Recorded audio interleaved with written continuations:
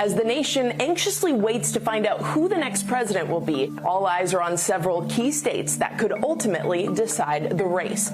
Now, ballots are still being counted in these battlegrounds, but results so far suggest tight margins between President Trump and Joe Biden. And if the final vote total is super close, candidates can request recounts in most of these states. So let's run through the recount rules in these battlegrounds, starting with that coveted blue wall that President Trump turned red in 2016.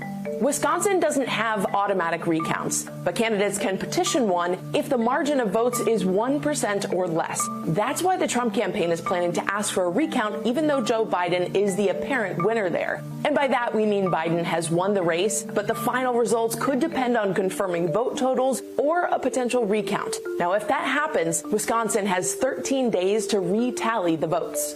Now, Michigan does have automatic recounts if the margin is 2,000 votes or less. That's a very slim margin. NBC has called Biden the apparent winner in the state, and he leads by at least 60,000 votes. But a candidate can also request one within 2 days of canvassing if there is evidence of fraud or errors. In either case, the process would need to be completed 39 days after the initial votes were certified.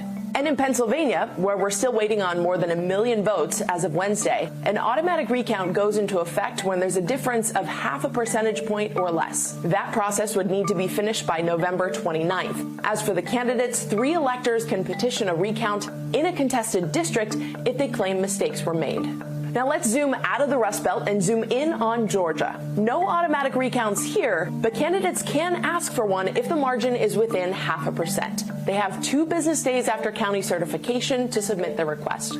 And in North Carolina, no automatic recounts here either. Candidates can make a request if the margin is within 10,000 votes, based on how many people voted in the state. And if an initial machine recount doesn't change the results, a hand-to-eye recount can be requested as well.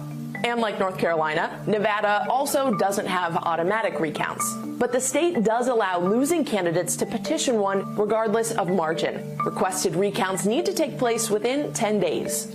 Now, Arizona is the outlier here. It's the only state we're watching that doesn't allow candidates to request a recount. That means automatic recounts are the thing to watch here if the margin is within 0.1%. It is 2020, so anything is possible, but based on the latest tally, that does seem unlikely. Look, we're still waiting on all the votes to be counted, but at least we know what we can expect if these battlegrounds enter recount territory. Hey, NBC News viewers, thanks for checking out our YouTube channel.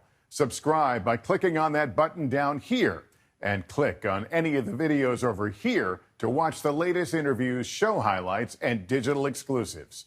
Thanks for watching.